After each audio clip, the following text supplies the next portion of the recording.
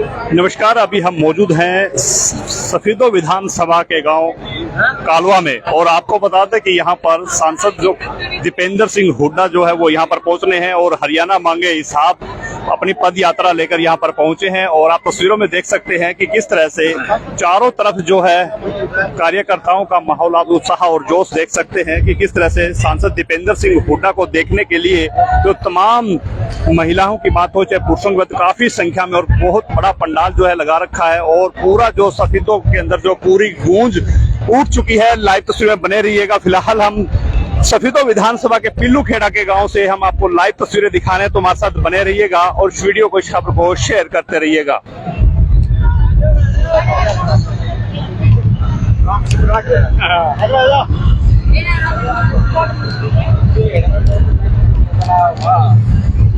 आपको बता दें कि कालवा गांव से पिल्लू खेड़ा मंडी तक जो है दीपेंद्र सिंह हुड्डा जो कि कांग्रेस के सांसद हैं और पूरे हरियाणा में आपने देखा होगा किस तरह से हल्ला बोल जो कर चुके हैं और भाजपा सरकार से हरियाणा मांगे हिसाब को लेकर काफी सभी तकरीबन लगभग 35 से 36 विधानसभाओं में जो अपना काम कर चुके हैं। तो लाइव तस्वीर में बने रहिएगा और वीडियो को शेयर करते रहिएगा।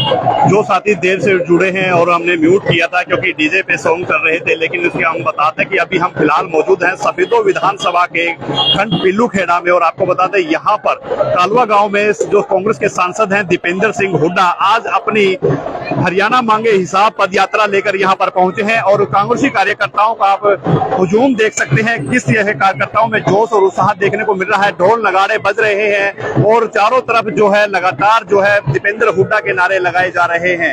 आपको बता दें कि कल आपने एक वीडियो भी देखी होगी जिसमें भाजपा के पूर्व जिला अध्यक्ष ने एक ऐलान भी किया था कि दीपेंद्र सिंह हुड्डा यहाँ पर पहुंचेंगे तो हम पूरा हिसाब पूरा लेखा जोखा लेकर यहाँ पर पहुंचेंगे। अब देखने वाली बात होगी कि वो कितने भाजपाई यहाँ पर जुट पाते हैं और किस तरह से दीपेंद्र हुड्डा उनके सवालों का या दीपेंद्र के सवालों का वो भाजपा वाले किस तरह से जवाब दे पाते हैं। तो लाइव तस्वीरों में बने रहिएगा और इस वीडियो को ज्यादा से ज्यादा शेयर करते रहिएगा।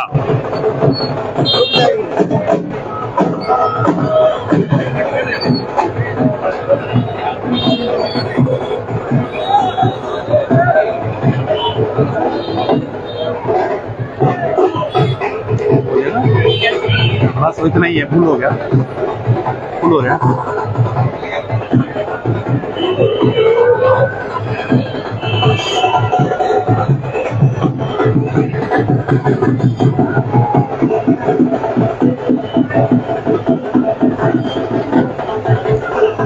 जो भी साथी इस वीडियो को इस खबर को देख रहे हैं ज्यादा से ज्यादा शेयर करते रहे। हम आपको लाइव तस्वीरें जो हैं सफेदो विधानसभा के पिल्लू खेड़ा से दिखा रहे हैं, जहां पर कांग्रेस के सांसद दीपेंद्र सिंह हुड्डा जो यहाँ पर कुछ ही मिनटों में पहुंचने वाले हैं। और कांग्रेसी कार्यकर्ताओं का हुजूम देख सकते हैं। विधायक जो सुभाष गंगुली यहाँ पर पहुंच चुके हैं, सांसद जो सोनीपत लोकसभा से हैं सतपाल ब्रह्मचारी वो यहाँ पर पहुंच चुके हैं और अपने महबूब नेता दीपेंद्र सिंह हुड्डा का जो है स्वागत के लिए तैयार खड़े हैं। और आपको बता दें कि कल भाजपा ने भी एक प्रेस कॉन्फ्रेंस करके एक आगाज किया था कि हम अपना पूरा लेखा जोखा लेकर यहाँ पर पहुंचेंगे और दीपेंद्र सिंह हुड्डा को हम अपना लेखा जोखा दिखाकर लगभग उनके जो भूपेंद्र सिंह हुड्डा है उनके 10 साल का कांग्रेस के राज का भी हिसाब किताब मांगेंगे। ऐसे में पुलिस प्रशासन अलर्ट पे है। और आपको बताते हैं कि किस तरह से आप आज कालवा गांव में जनसभा ये भीड़ आप देख सकते हैं जो हाथों में तख्तियां लेकर जो है अपने सांसद नेता दीपेंद्र सिंह हुड्डा के स्वागत में जो खड़े हैं। महिलाओं की संख्या भी काफी है और ढोल नगाड़ों के साथ बैंड बाजे के साथ जो है अपने नेता का स्वागत अभिनंदन करने के लिए सड़क पर जो है पूरी तरह से जाम हो चुकी है। तमाम तस्वीरें आप देख सकते हैं। पंडाल लगाया था, हालांकि पंडाल के बाद जो है वो सड़क से ही जो है पैदल यात्रा होगी और जो कि सफेदो पिल्लू खेड़ा मंडी के रेलवे फाटक तक ये पैदल यात्रा जाएगी। और इस यात्रा के बाद जो है वो कहीं ना कहीं एक बड़ा आगाज सफेदो विधानसभा में हो चुका है। लाइव तस्वीरों में बने रहिएगा और इस वीडियो को इस खबर को शेयर करते रहिएगा।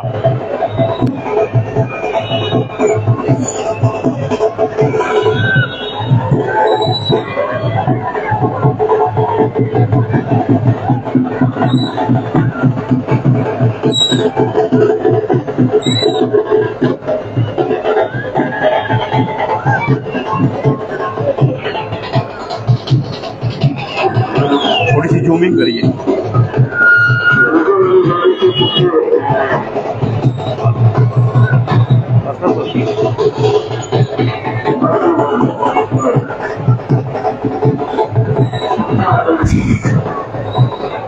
देखिए अपने नेता के स्वागत के लिए किस तरह से हाथ में झंडा लिए हुए, कपड़े पहने हुए और किस तरह से स्वागत के लिए जो है तैयार हो चुके हैं। लाइव तस्वीरों के माध्यम से बने रहिएगा और इस वीडियो खबर को शेयर करते रहिएगा। फिलहाल हम आपको लाइव तस्वीरें जो है पिल्लू खेड़ा के कालवा गांव से दिखा रहे हैं।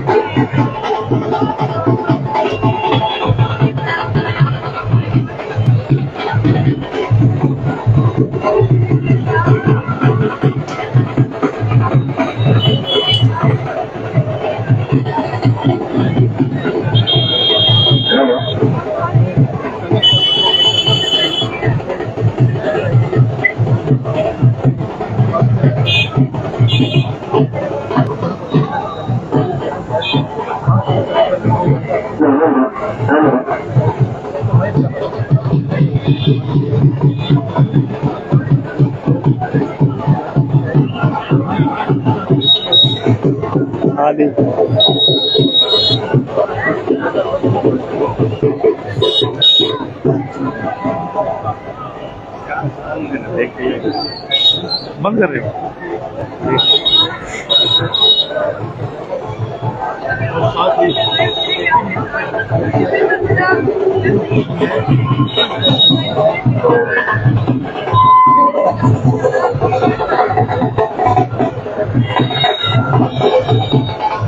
जग रहे, देखिए जल रहे हैं।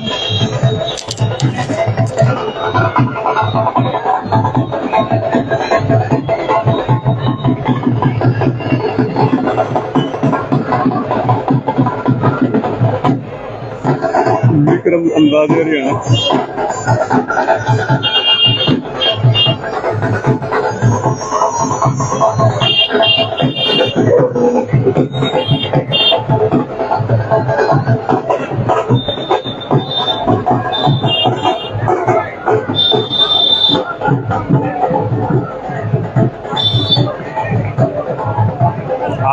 आ गया बलबीर बाल भी कौन है? बालू। आपको बता दें कि बड़ौदा विधानसभा से विधायक इंदू राज नरवाल और बालू वो यहाँ पर पहुंच चुके हैं। किस तरह से देखिए इस्तकबाल अभिनंदन करते हुए कार्यकर्ताओं से मिलते हुए नजर आ रहे हैं। लाइव तस्वीर में बने रहिएगा। इंदू राज नरवाल बड़ौदा विधानसभा से कांग्रेस के विधायक हैं, वो यहाँ पर पहुंच चुके हैं और लाइव तस्वीर में आप देख सकते हैं। ये देखिए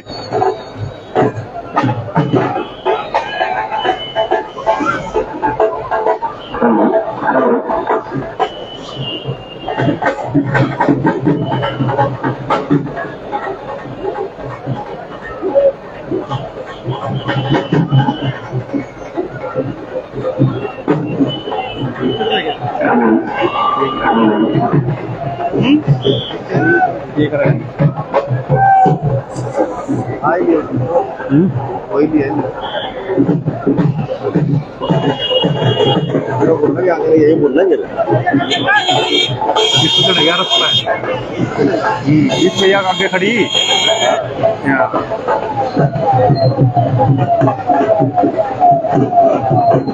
बड़ौदा से विधायक इंदू राज नरवाल और भालू यहाँ पर पहुंच चुके हैं और आप तमाम किस तरह से जोश और उत्साह देख सकते हैं कि किस तरह से कांग्रेसी कार्यकर्ताओं में काफी जोश और उत्साह दिख रहा है।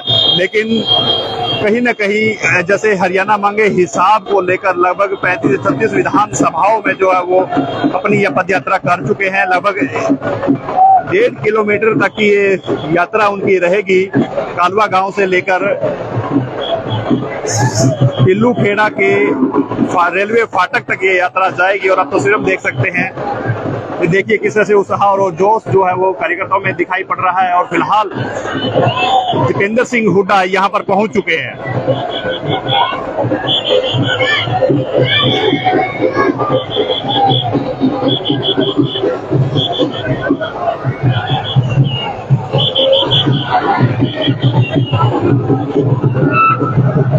ये देखिए ये है जोश और उत्साह, आप देख सकते हैं। सांसद दीपेंद्र सिंह हुड्डा पहुंच चुके हैं।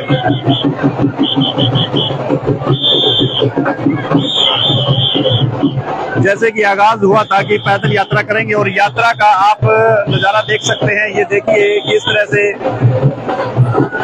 नाचते हुए, झूमते हुए, डांस करते हुए, ये देखिए किस तरह से हाथों में तख्तियां हैं।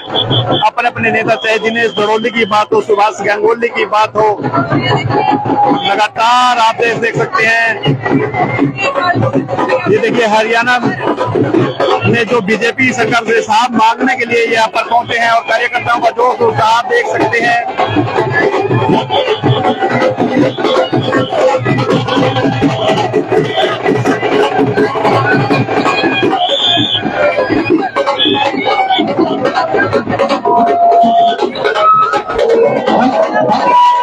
ये देखिए फूलों से वर्षा जो है वो हो रही है, फूलों से वर्षा आप लाइव तस्वीरों में देख सकते हैं किस तरह से फूलों से वर्षा जो है वो हो रही है। साथ में सभी तो विधायक सुभाष गंगोली, सोनीपत लोकसभा से सांसद सतपाल ब्रह्मचारी, ये देखिए किस तरह से फूलों से वर्षा और लगातार जो है ये पैदल यात्रा का आगाज था और यहाँ पर अपने कार्यकर्ताओं को संबोधित करेंगे।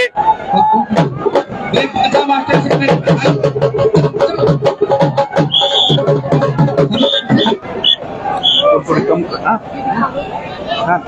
हल्का हल्का कम आजा मास्टर से अनुरोध है कि दो कोई नहीं प्लीज।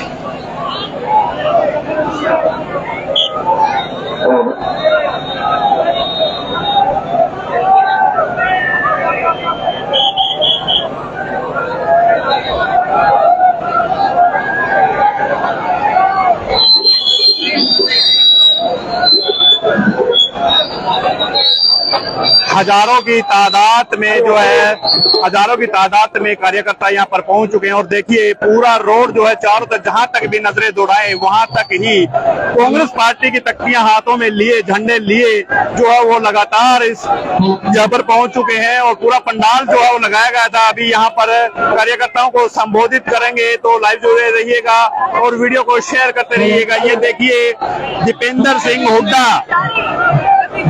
सिंह हुड्डा यहाँ पर पहुंच चुके हैं और जैसे कि आज सभी को विधानसभा में पैदल यात्रा का जो आगाज हुआ था, हालांकि बीजेपी ने भी कहा था कि हम पूरा हिसाब किताब लेकर आएंगे, वो तो रेलवे फाटक पर पता चलेगा, लेकिन फिलहाल यहाँ पर कालवा गांव में बहुत बड़ा हुजूम है और लाइव तस्वीरें में बने रहिएगा और वीडियो को शेयर कर।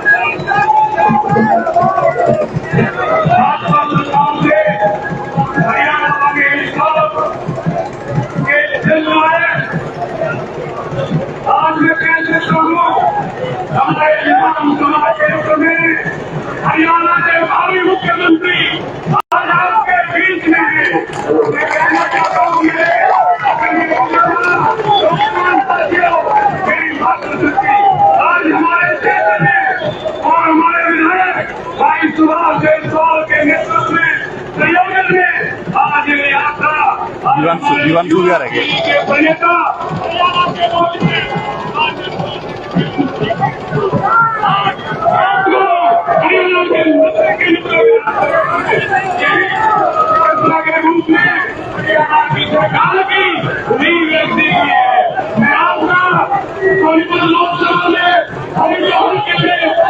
लोकसभा में स्वागत कहता हूँ। साथियों में कहना चाहता हूँ, मुझे कोई कहने में देर नहीं है, चाहे विरोध ना हो, चाहे कोई हिंसाई हो, इस नौजवान के मिलने से आज हम दोनों एक कमरे में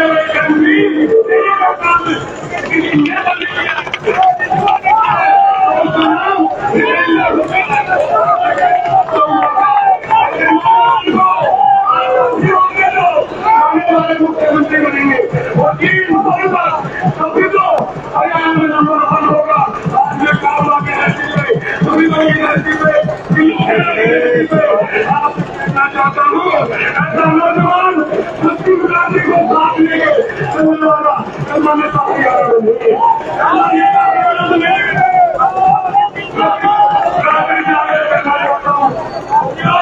हरियाणा का विकास करो, हरियाणा का हिस्सा करो, और अपना हिस्सा करो, बेरोजगारों का हिस्सा करो, किसान का हिस्सा करो, व्यापारी का हिस्सा करो, मजदूर का हिस्सा करो।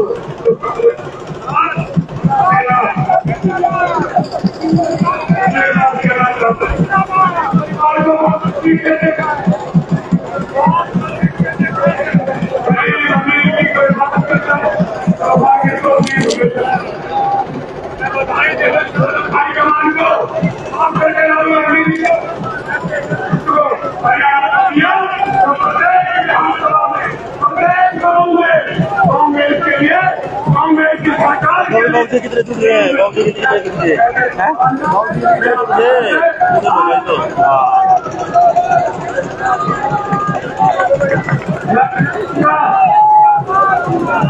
हमारे नेता माननीय श्री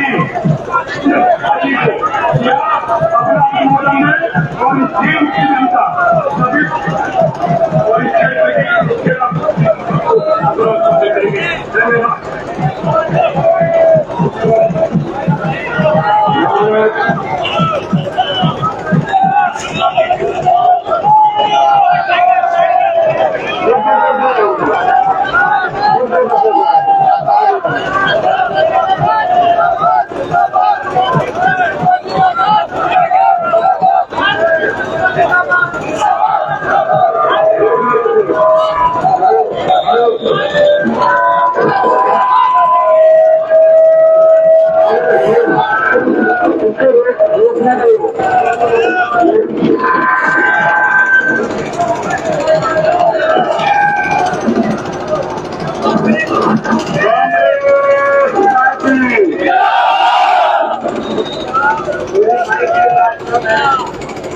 लेकिन देखिए, अरे ये मना कर देता है, ये पीछे वाला अगले भाई आ रहे हैं, तो चलाइए जी। जैसा कि आपको पता है कि हम पिछले 1 महीने से अभियान हरियाणा मांगे था। आज से 1 महीने पहले 38 हमने भाजपा सरकार से 15 सवाल पूछे और 4 बहन मुझे इन सवालों का आप जवाब दो। कभी 10 साल से आप सरकार में 10 साल से ऊपर भी नीचे भी, और अब समय आ गया कि आप जवाब दो हरियाणा की जनता को। मैं आपसे पूछना चाहता हूँ, बीजेपी ने हरियाणा का धक्का बिठाने में कोई कसर तो नहीं छोड़ी माई? मैंने बताओ, बीजेपी से इसलिए यह कसरबाजी हो रही है। और हमारे सवाल कोई मुश्किल सवाल नहीं थे, हमने सीधे सवाल बीजेपी को पूछे कि 10 साल की सरकार के बाद देश में सबसे बड़ा बेरोजगारी, और ये हम नहीं करे, भारत सरकार बता रही है। भारत सरकार के अनुसार, भारत सरकार की निजी सरकार है, उनके अनुसार देश में सबसे ज्यादा बेरोजगारी हरियाणा में। हमारे देश में सबसे ज्यादा बेरोजगारी आज हरियाणा में क्यों है? देश में सबसे ज्यादा अपराध, सबसे क्राइम, सबसे ज्यादा अपराध हरियाणा में क्यों है? भारत सरकार के अनुसार छत्तीसगढ़ में आपको दिल्ली में देखो, पूरे प्रदेश में देखो, सबसे ज्यादा क्राइम हरियाणा में हो गया। सबसे ज्यादा महंगाई हरियाणा में क्यों है? नशे में पंजाब से आगे निकल गया हरियाणा, 10 साल में गया आपके उपलब्धि है। तो खेल में नंबर 1 था हरियाणा, आज वो नशे में नंबर 1 हरियाणा बना दिया आपने। हरियाणा के हर नागरिक को आपने उलझा दिया, वोटरों में उलझा दिया, आईडियों में उलझा दिया, प्रॉपर्टी आईडी, फैमिली आईडी, पहचान पत्र, फला पोर्टल पोर्टलों में उलझा दिया। अपने कागज ठीक कराए जाओ, चक्कर काटे जाओ। उलझा दिया कि नहीं उलझा दिया? जब गुजरात में पोर्टल लागू नहीं है तो हरियाणा के अंदर ये पोर्टल आइडिया क्यों लागू करिए आपने? हमने सवाल पूछा। और हरियाणा के नौजवान को उलझा दिया, सीटी में उलझा दिया, कच्ची भर्तियों में उलझा दिया। उलझा दिया कि नहीं उलझा दिया? सीटी और कच्ची भर्तियों में हरियाणा नौजवान में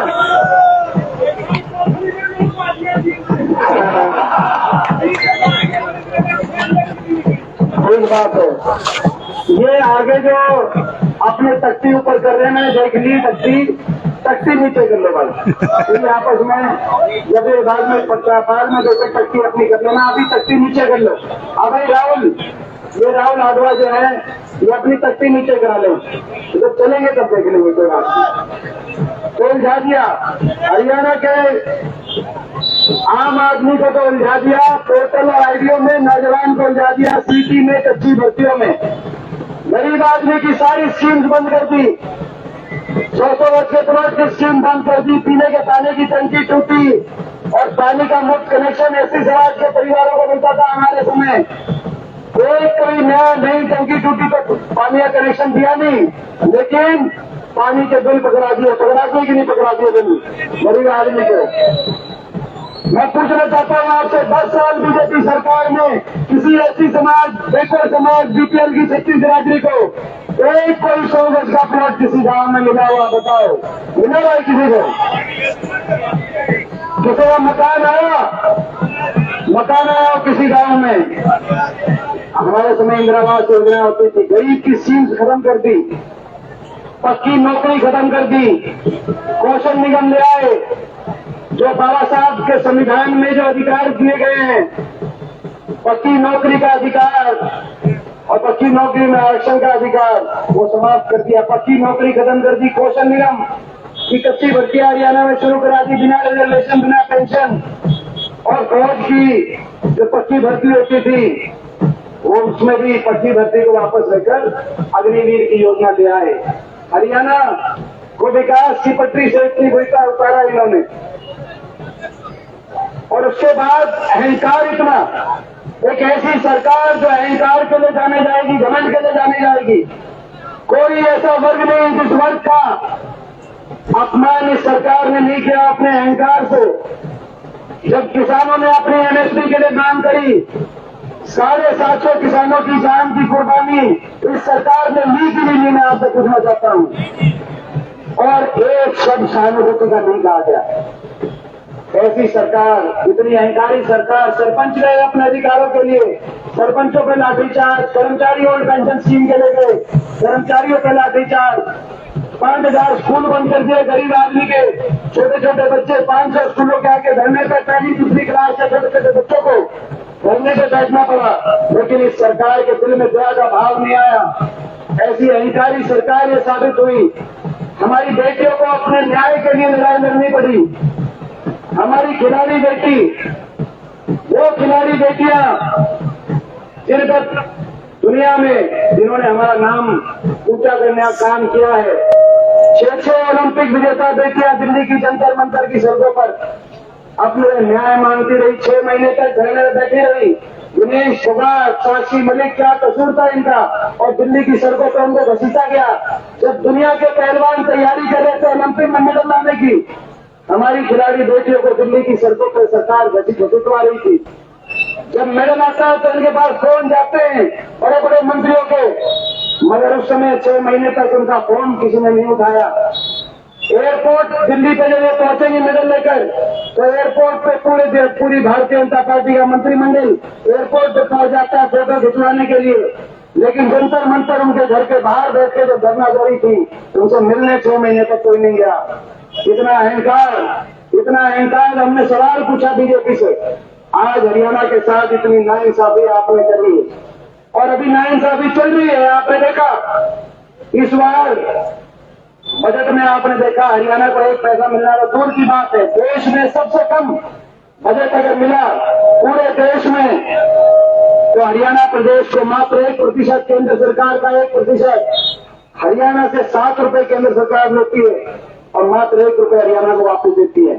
7 रुपए लेकर 1 रुपए वापस। चलो बजट में हमें भूल जाओ, मगर खेल बजट में आपने देखा ओलंपिक हुए 6 मेडल आए, 6 में से 5 मेडल हरियाणा के आए कि नहीं आए, हम बधाई देते हैं। लेकिन जब खेलो इंडिया का बजट पिछले साल का आप देखो, 2200 करोड़ के बजट में हमें इस बात का दर्द नहीं है कि 2200 करोड़ में से 500 करोड़ अकेले गुजरात को देने का काम किया। लेकिन हरियाणा के बाटे देश में सबसे कम 60 करोड़ हरियाणा के 2200 करोड़ के बजट में, सबसे कम खेल के बजट में कम से कम हरियाणा आखिरी पायदान पर नहीं होना चाहिए था। अहंकार। और हरियाणा को इतनी दिल्ली में इतनी हरियाणा के साथ हरियाणा की इतनी बेकदरी करने वाली ये सरकार। और जब हम कहते हैं हमारा कसूर इतना है कि हम कहते हैं हिसाब दो, जब ये अभियान चला है कि हरियाणा हिसाब मांग रहा है, बीजेपी वाले हिसाब दो, तो बीजेपी के बड़े बड़े नेता दिल्ली से आ गए, बड़े बड़े नेता दिल्ली से आ गए और दिल्ली से आकर कहने लगे कि हिसाब नहीं देंगे, हम तो हिसाब लेने वाले हैं। हुड्डा साहब हमसे हिसाब मांग रहे हैं, हुड्डा साहब को हिसाब नहीं देंगे, हम हिसाब लेके रहेंगे। मैं कहना चाहता हूं बीजेपी वालों को, आपकी इतनी नाराजगी होगी पूरे प्रदेश में आपसे, और आपको पता चल गया जब सर्वे कराया और पता चला कि बीजेपी जा रही है हरियाणा से, इतनी नाराजगी हो गई। आपने अपना प्रदेश अध्यक्ष का चेहरा बदला कि नहीं बदला? प्रदेश अध्यक्ष का चेहरा, अपना उप मुख्यमंत्री बदला, अपना गठबंधन बदला, अपना मुख्यमंत्री का भी चेहरा बदल दिया कि नहीं बदल दिया इलेक्शन से पहले? मगर और सही बात है, ये कुछ बदले हैं। अब तो कुछ भी बदलने, मुख्यमंत्री उप मुख्यमंत्री बदलने, अब तो लोग सरकारी बदलने का काम करेंगे, ठीक कह रहे, और लोग सरकार बदलेंगे। मगर बदलना था तो अपना अहंकार बदलना था, अपने अहंकार का रूप बदलना था, लेकिन अपना अहंकार का रवैया नहीं बदला। और यह देखा होगा आपने, अहंकार आपने देखा होगा, अभी जब चुनाव हुए तो इतना अहंकार साथ में आसमान पे कहने लगे कि 400 पार, क्योंकि बाबा साहब के संविधान को हम बदलने का काम करेंगे। और जब लोगों ने उस अहंकार की हवा निकाल दी तो 40 पे रुक गए, और दिल्ली में हमारे सांसद गए और हर सांसद ने शपथ के बाद कहा जय संविधान। बीजेपी वालों को बड़ी तकलीफ हुई।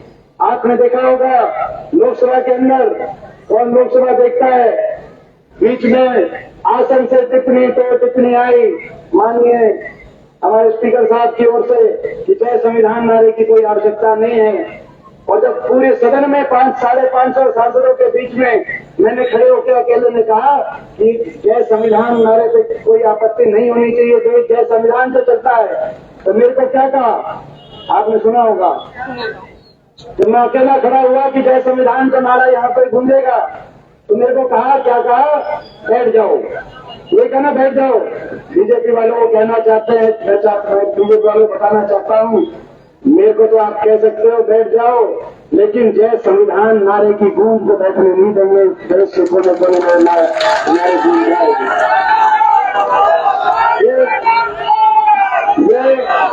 तो भाई ये कहते हैं कि हिसाब नहीं देंगे।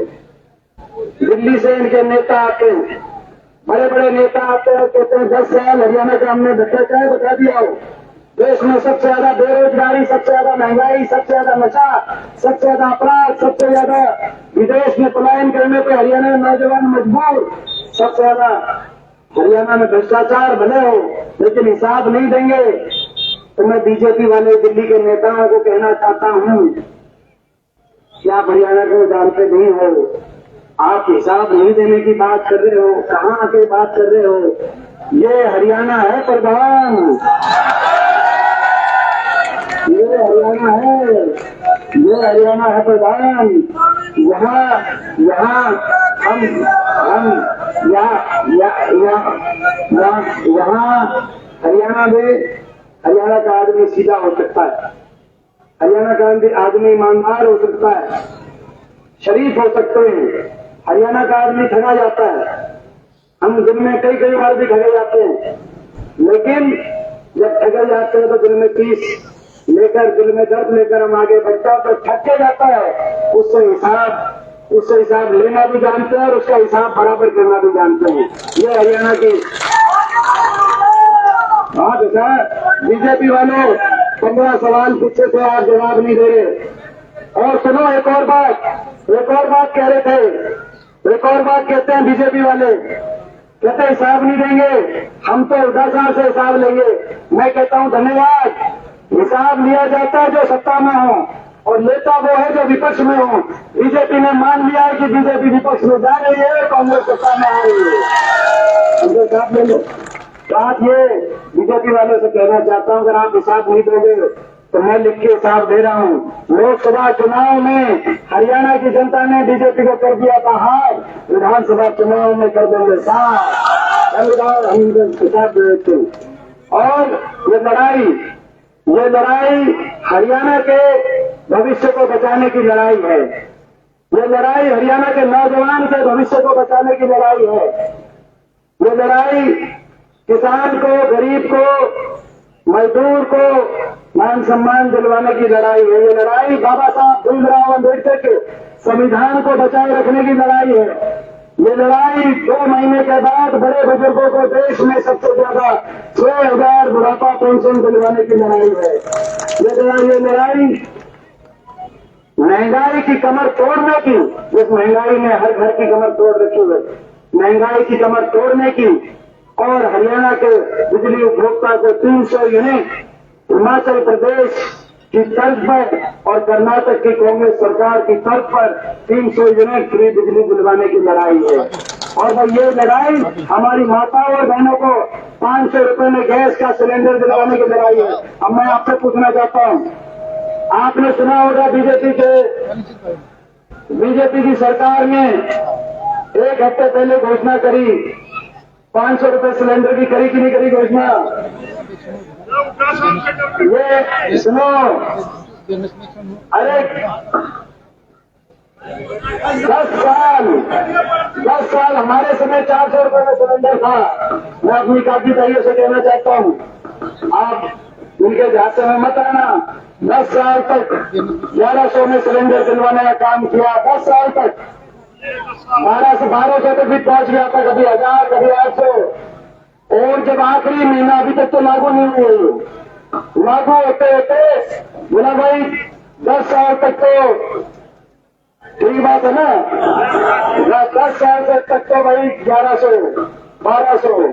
और भाई आखिरी महीने में जाते बोला भाई एक रिफिल कराने की कोशिश करेंगे। अभी तक किसी की रिफिल नहीं आई है। तो यानी कि आपने, हम जो कहा करते कि आपने महंगाई में मार दिया आम आदमी को, तो बात सही थी। आप हमारी बात मान रहे हो, आप खुद स्वीकार कर रहे हो कि आपने नुकसान कर दिया। आपको तो माफी मांगनी चाहिए। हमारे समय 400 रुपए में सिलेंडर मिलता था, आपको 10 साल के लिए आपको माफी मांगनी चाहिए। तो खैर ये भी आपकी नैतिक जीत है। आज सोशल के प्लॉट की बात है। आज आपने देखा इनके पास काम बताने के लिए नहीं काम है, इसीलिए घोषणाएं कर रहे हैं। ये लड़ाई हमारे किसान को एमएसपी की गारंटी दिलाने की लड़ाई है। और ये लड़ाई गरीब आदमी को 100 गज के प्लॉट और 3.5 लाख की सहायता से इंदिरा आवास योजना हरियाणा में दोबारा से शुरू कराने की लड़ाई है। कर्मचारी को पेंशन स्कीम दिलवाने की लड़ाई है। कोई में दोबारा से पक्की भर्ती शुरू हो, ये लड़ाई लड़ने की लड़ाई है। हमारे खिलाड़ियों को मान सम्मान मिले, इस बात की लड़ाई है। और हमारी लड़कियों को, हमारी बेटियों को न्याय मांगने के लिए कोई दिल्ली की सड़कों पर नहीं घसीटे, कोई कभी ऐसा कोई उदाहरण ना बने, इस बात की लड़ाई है। तो भाई इस लड़ाई में आप और हम मिलकर चलेंगे, हिसाब मांगते हुए चलेंगे। अभी आज रिकॉर्ड बना दिया जैसे कह रहे थे सांसद जी, और मैं आपका धन्यवाद भी करता हूं, बहुत बधाई भी देता हूं कि भाई यहीं पे हम आए थे चुनाव के प्रचार में, और सभी दल के प्रचार में मैं उस समय आया था। आप सबने कहा था कि भाई आपको विश्वास भी दिलाता है कि भाई इस बार पार है, और वो आपने कैसे हमारे आदरणीय सतपाल ब्रह्मचारी जी को, जो कि आने वाले समय में कंधे से कंधा मिलाकर आपके इलाके को आगे लेके जाने के लिए लड़ाई लड़ना करेंगे, जिनका पूरा आशीर्वाद हमको हर रोज प्राप्त होता है जब हम संसद में जाते हैं, और इनके आशीर्वाद से हमारा आत्मविश्वास बहुत बढ़ता है। तो हम आप सबका हम धन्यवाद करते हैं कि आपने ये यहाँ से जिताने काम किया। तो अभी हम चलेंगे, चलने का बड़ा योजनाबद्ध तरीके से चलेंगे, बड़े जो है आराम से चलेंगे, ऐसे है ना भागा दौड़ नहीं करनी, क्योंकि स्लो चल रही है, बड़े आराम से चलेंगे।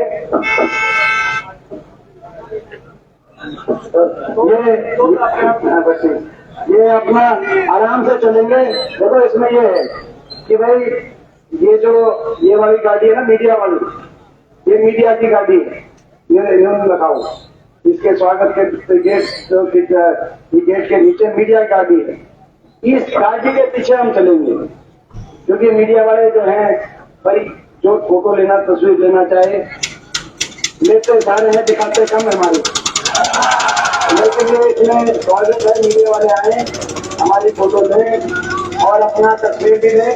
तो इसके पीछे हम चलेंगे, और हमारे पीछे आप चलेंगे, तो आगे जो है वो सभी साथी पीछे आ जाए, क्योंकि जब पीछे चलेंगे तो वो तस्वीर बनेगी, वो जब अखबार में जाएगी तो बीजेपी वाले हिलेंगे। ये बीजेपी जब से ये अभियान शुरू हुआ है, पूरी बीजेपी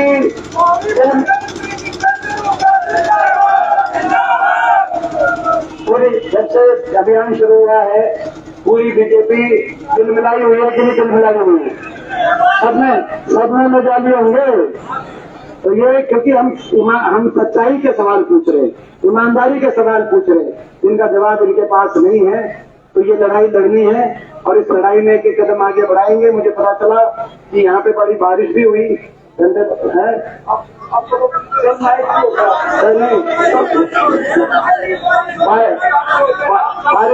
बारिश भी हुई, अच्छी बात है।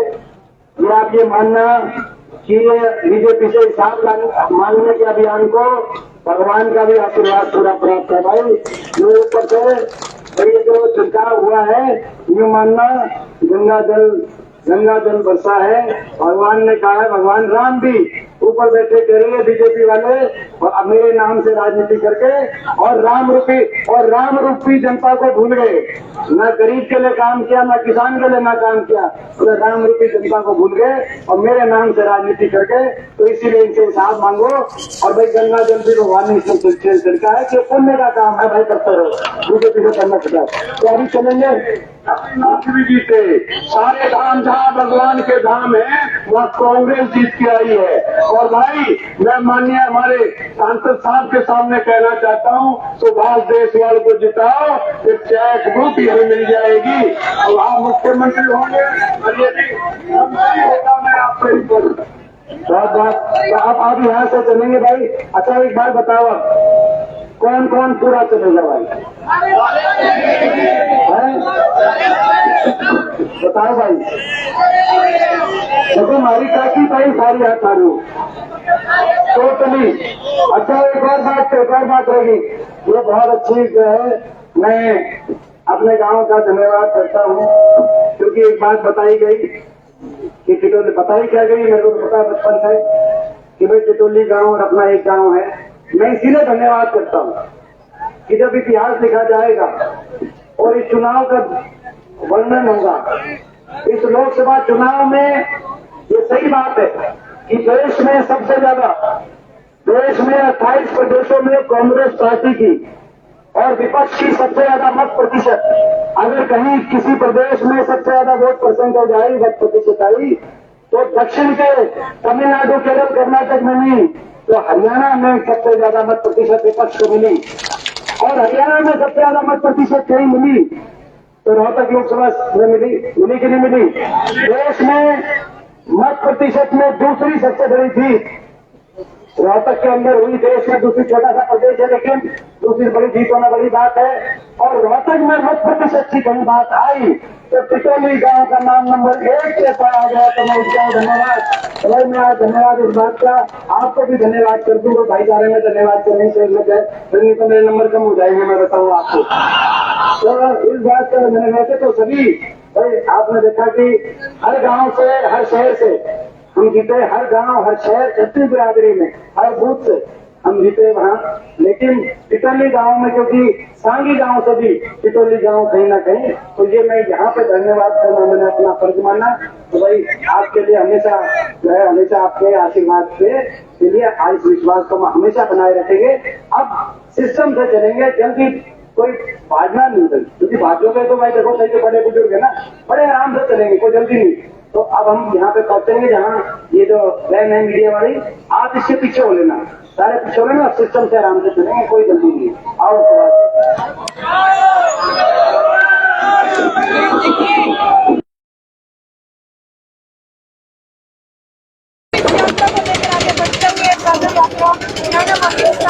तो अभी आप लाइव जो है दीपेंद्र सिंह हुड्डा को सुन रहे थे और अभी यहाँ सर बीजेपी सरकार से हरियाणा मांगे हिसाब, यानी दीपेंद्र सिंह हुड्डा ने हिसाब मांगा है। और लाइव तस्वीर हम देख सकते हैं दीपेंद्र सिंह हुड्डा अब पैदल यात्रा यहाँ से शुरू करेंगे और लगभग 1.5 किलोमीटर की पैदल यात्रा जो है पिल्लू खेड़ा मंडी के फाटक तक जाएगी। और देखिए किस तरह से आप माहौल आप देख सकते हैं।